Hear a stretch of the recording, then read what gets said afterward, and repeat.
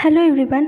आज हम डिस्कस करेंगे बीजेटी एज अ स्विच के बारे में। ठीक है, इसमें हम लोग देखेंगे कि बीजेटी जो होता है कैसे स्विच की तरह एक्ट करता है। हम लोग स्विच के बारे में जानते हैं कि स्विच का यूज बेसिकली किस लिए किया जाता है, लोड से सप्लाई को ऑफ या ऑन करने के लिए, मतलब कट करने के लिए या फिर उसको सप्लाई देने के लिए। ठीक है, स्विच का हम लोग यूज करते हैं। तो यहाँ पे हम लोग डिस्कस करेंगे बीजेटी कैसे स्विच की तरह एक्ट करता है। ठीक है, तो इस बीजेटी एज अ स्विच की तरह एक्ट कराने के लिए हम लोग यहाँ पे कॉमन इमीटर कॉन्फ़िगरेशन का यूज करते हैं।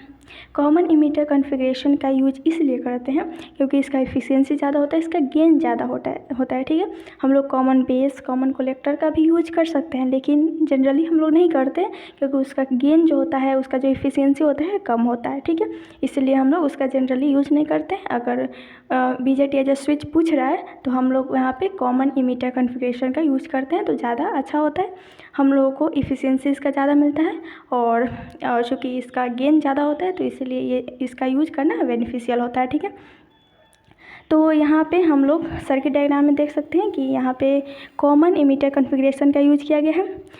इसमें हम लोग इनपुट साइड में एक बैटरी कनेक्ट करते हैं जो कि वेरिएबल बैटरी होता है। ठीक है, इसको हम लोग नाम दे देते हैं VBB या फिर VI, इनपुट वोल्टेज। ठीक है, यहाँ पे आउटपुट साइड में हम लोग एक वेरिएबल बैटरी कनेक्ट किए हैं और इसको हम लोग नाम दे देते हैं VCC। ठीक है, यहाँ पे क्या होगा कि जब VI और जो VBB है उसका वैल्यू 0.7 वोल्ट से कम रहता है। अगर हम लोग यहाँ पे सिलिकॉन ट्रांजिस्टर यूज कर रहे हैं तो जर्मेनियम ट्रांजिस्टर के लिए इसका वैल्यू चेंज होता है, 0.3 वोल्ट होता है। ठीक है, तो अगर हम लोग यहाँ पे सिलिकॉन ट्रांजिस्टर यूज कर रहे हैं तो जब तक जो VBB है वो कम रहेगा 0.7 वोल्ट से, तब तक क्या होगा, जो करंट होगा बेस में फ़्लो नहीं होगा, जिसकी वजह से कलेक्टर में भी करंट फ्लो नहीं होगा। ठीक है, यहाँ पे हम लोग देख सकते हैं सर्किट डायग्राम में कि हम लोग जानते हैं जो PN जंक्शन डायोड होता है उसमें क्या होता था कि जो वोल्टेज होता है, फॉरवर्ड जब वोल्टेज होता है उसको हम लोग इंक्रीज करते हैं तो इनिशियली उसमें कोई भी ज़्यादा चेंजेस नहीं होता है। ठीक है, बहुत ही कम अमाउंट में करंट फ्लो होता है। जैसे इसका हम लोग कर्व देखते हैं, कैरेक्टरिस्टिक्स देखते हैं, forward characteristics PN junction diode का, तो उसमें क्या होता है कि फॉरवर्ड जब हम लोग वोल्टेज अप्लाई करते हैं तो बहुत ही कम अमाउंट में पहले करंट फ्लो होता है। धीरे धीरे जैसे 0.7 वोल्ट आता है, मान लेते हैं कि यहाँ पे 0.7 वोल्ट है, तो इस कंडीशन पे यहाँ पे आते आते वोल्टेज का वैल्यू यहाँ पे क्या होगा, करंट जो होता है इजीली फ्लो होने लगता है। ठीक है, 0.7 वोल्टेज की बात है। ठीक है, तो वैसे ही यहाँ पे हम लोग चूँकि सिलिकॉन ट्रांजिस्टर का यूज कर रहे हैं तो यहाँ पे क्या होगा कि पहले तो इसमें करंट फ्लो नहीं होगा जब तक 0.7 वोल्ट से कम है VI का वैल्यू। ठीक है, जैसे ही हम लोग 0.7 वोल्ट से बढ़ाते हैं तब क्या होगा, उसमें करंट फ्लो होगा। तो ठीक है, तो यहाँ पहले 0.7 वोल्ट के पहले वाला कंडीशन समझते हैं।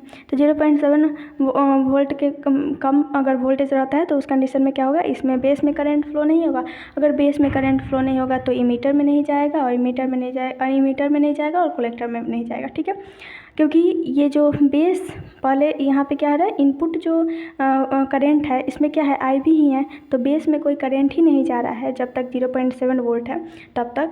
तो ये यहीं जो करंट है वहीं ना कलेक्टर में जाएगा, तो यहाँ पे क्या हो जाएगा, कलेक्टर का जो भी करंट होगा वो भी 0 हो जाएगा। ठीक है, जब तक 0.7 वोल्ट से VBB का वैल्यू कम रहता है। ठीक है, इस कंडीशन में यहाँ पे हम लोग अप्लाई करते हैं आउटपुट सेक्शन में जब KVL, तो क्या हो जाएगा हमारा, VCC = ICRL + VC। यहाँ पे हम लोग देख सकते हैं कि जब हम लोग यहाँ पे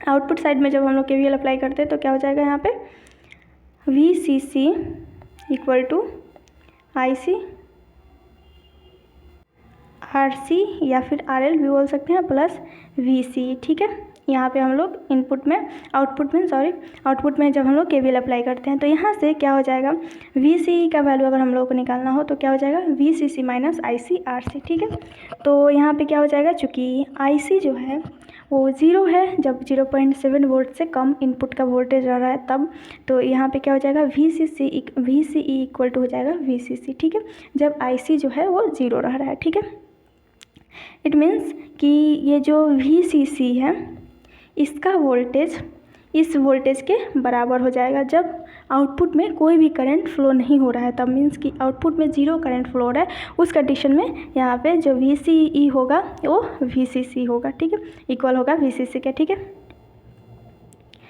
This state is called cut-off state and in this state transistor is act like a off switch। और इस स्टेट को बेसिकली हम लोग क्या बोलते हैं, कट ऑफ स्टेट बोलते हैं, ठीक है, क्योंकि इसमें जो आउटपुट का करंट होता है वो ज़ीरो होता है, ठीक है।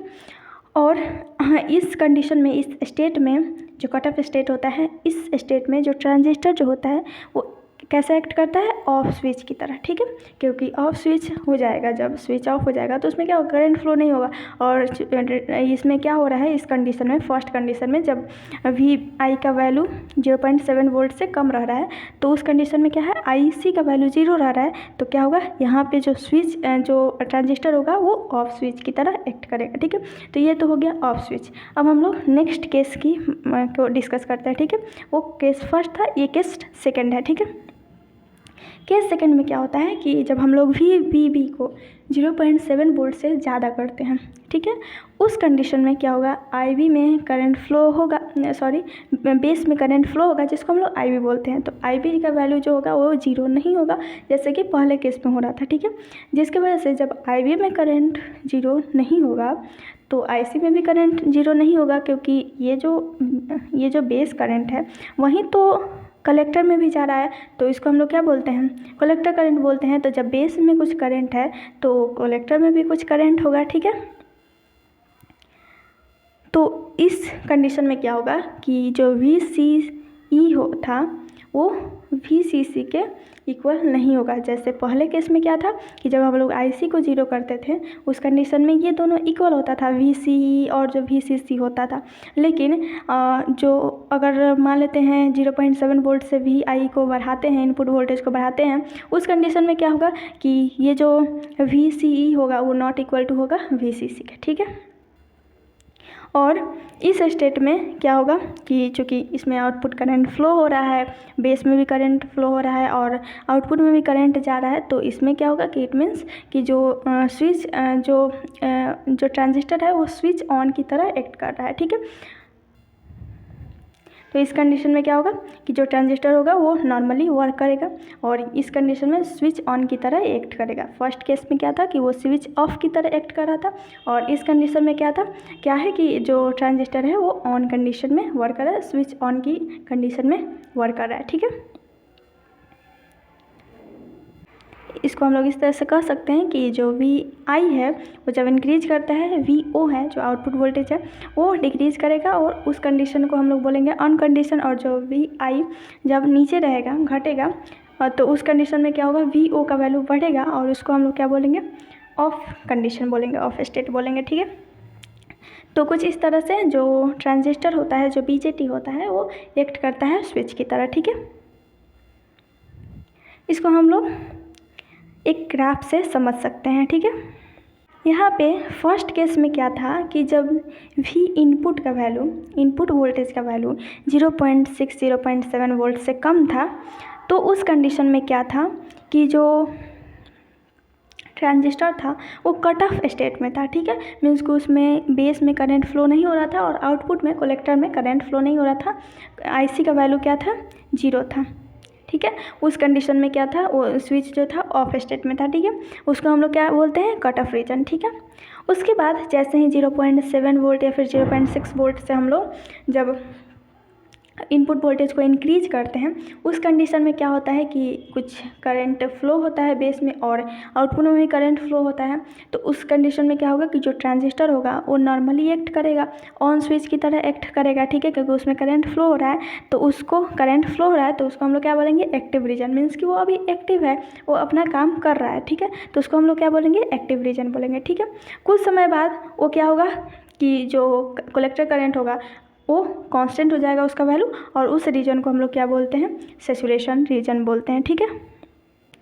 तो ये ग्राफ है इसका, इससे हम लोग समझ सकते हैं कि जो ट्रांजिस्टर होता है वो कैसे स्विच की तरह एक्ट करता है, ठीक है।